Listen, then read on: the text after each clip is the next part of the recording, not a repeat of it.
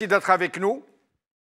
Merci, c'est moi qui vous remercie pour l'invitation, c'est Jamaldine. Merci. Alors, qu'est-ce que vous pensez de cette belle prestation de Madame Angela Merkel qui très visiblement était apitoyée, choquée, qui n'arrivait même pas à cacher son émotion, qui montrait très visiblement qu'elle était choquée. Ben, elle est perdue, elle ne s'attend pas à avoir un pareil décor, une pareille mise en scène, alors que la raison de sa venue, en fait, pour elle, c'était de négocier des choses par rapport à sa politique intérieure. Il faut savoir qu'à l'intérieur de l'Allemagne, ils ont eu besoin d'un afflux de migrants syriens pendant tout un temps pour des raisons de démographie, pour des raisons de fonctionnement économique interne. Mais ces retours-là ont fait que, à l'intérieur de la politique allemande, elle a eu des pressions, notamment sur la droite de son parti et sur l'extrême droite surtout, qui font qu'ils ont besoin de faire, de donner des images, des cautionnements sur un arrêt de cette migration. Et comme pour la gauche de leurs politiciens, ils ne peuvent pas renvoyer des gens dans un pays en état de guerre, comme la Syrie, ils ont négocié avec les Algériens, elles, pour se soulager d'un fardeau, des Algériens sans papier, irréguliers et qui ne sont pas forcément productifs en Allemagne, dont elle n'a pas besoin. Elle a sacrifié ces Algériens-là avec une négociation avec le gouvernement pour qu'ils s'engagent à ne pas les punir. Ils ne sont pas, l'Algérie n'est pas considérée comme un pays en état de guerre. Donc, au lieu de négocier cela juste à distance, ils ont demandé à ce que madame vienne s'asseoir à une comédie en présence d'un vieux malade qui veulent nous faire croire que c'est lui qui gouverne. Tout simplement, c'est un scénario. Mais pourquoi Merkel n'a même pas pris la précaution de donner le change, ça veut dire, au point où même les grands hommes d'affaires qu'elle a invités à l'accompagner dans son déplacement, juste pour donner le change, ont refusé de l'accompagner. Il n'y a eu quasiment aucun homme d'affaires à l'accompagner, il n'y a rien. Elle est venue uniquement pour ça, pour obtenir l'accord de principe pour le refoulement, le bannissement de ces sans-papiers. Tout à fait, parce que l'économie en Allemagne fonctionne sur la compétitivité, l'intégrité des références pour pouvoir promouvoir les plus méritants et les plus performants.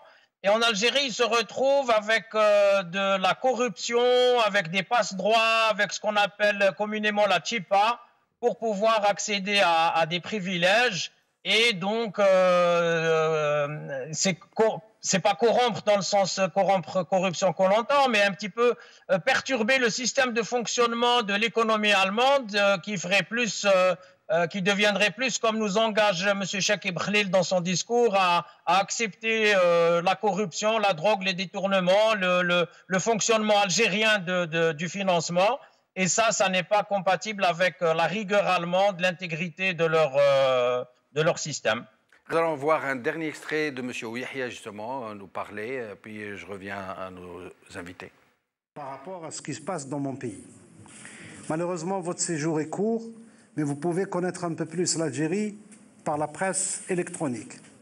Je vous invite, parlant de liberté d'expression, à voir ce qu'écrit et ce que dessine comme caricature la presse algérienne, qui est de 160 journaux écrits contre le président de la République, contre le Premier ministre et contre tout ce qui est institution. Et je vous invite à vérifier s'il y a un journaliste qui a été poursuivi pour cela.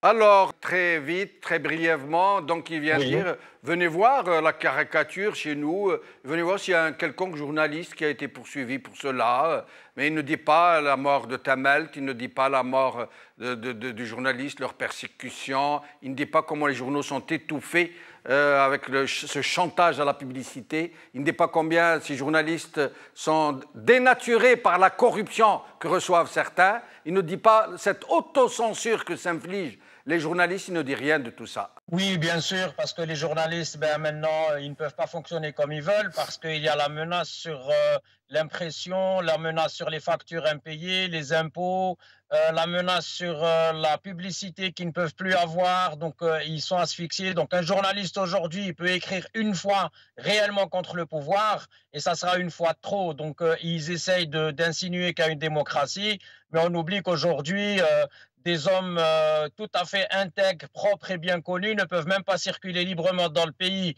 pour parler à leurs concitoyens. Il ne s'agit même pas d'organiser une manifestation ou un rassemblement populaire.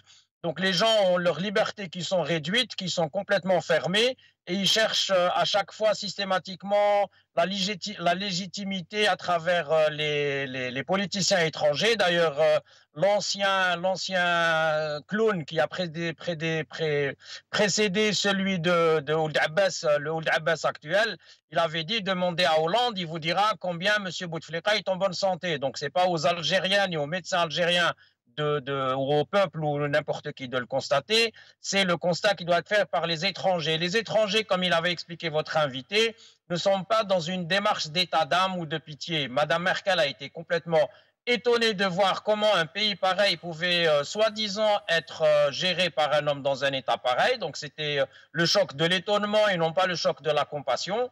Et elle, c'est pour ses intérêts qu'elle fait cette démarche-là. De toute façon, on peut les détailler, ils peuvent être nombreux. Mais ces gens-là, quand l'Algérie était en train de crouler sous le terrorisme, ils ont dit c'est pas grave, c'est loin de chez nous. C'est quand ils ont eu le terrorisme chez eux qu'ils ont dit ah nous sommes Paris, nous sommes Charlie, nous sommes X et Y. Ben, aujourd'hui, s'ils veulent avoir une politique qui stoppe la migration, il faut stopper les causes de la migration, qui sont les régimes de dictature qu'ils soutiennent justement à travers des images pareilles. Aujourd'hui, elle dit ça ne me coûte rien de m'asseoir à côté d'un homme utilisé comme tel, d'une personne, un amas cellulaire en fait, puisqu'il n'a plus de conscience et ceux qui nous disent qu'il en a n'ont qu'à nous le prouver.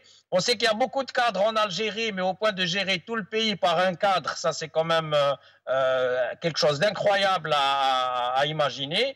Et donc, pour espérer avoir la tranquillité par rapport à ces soutiens étrangers, européens particulièrement, il faut compter sur le fait que des Algériens puissent brandir des drapeaux. On a vu qu'un match de foot qui peut être entre le Portugal et l'Autriche qui se déroule en Suède, vous allez voir un drapeau algérien brandi. Donc il faudra peut-être qu'il y ait quelques milliers de drapeaux algériens brandis, pour ne pas dire autre chose, pour qu'ils se rendent compte que les Algériens peuvent constituer une déferlante sur l'Europe et que pour stopper cette déferlante, il faut libérer leur pays déjà en commençant par ne pas apporter de soutien aux dictateurs en place. Comme dans tous les pays où il y a eu des bains de sang, nous ne voulons pas de violence, nous ne demandons pas à l'étranger de venir nous libérer, nous demandons à l'étranger de faire attention égoïstement à leurs intérêts, à ne plus soutenir des dictatures, des dictateurs, et notamment un 5e mandat pour un homme qui était président du temps de Mitterrand, du temps de Sarkozy, du temps de Hollande, du temps de Macron, et maintenant on nous dit qu'il parle au téléphone. Donc on pourrait même nous dire, gardez-le pour vous, il est bon, ce vieux croulant. Merci. À cause de qui? Merci, excusez-moi de vous interrompre.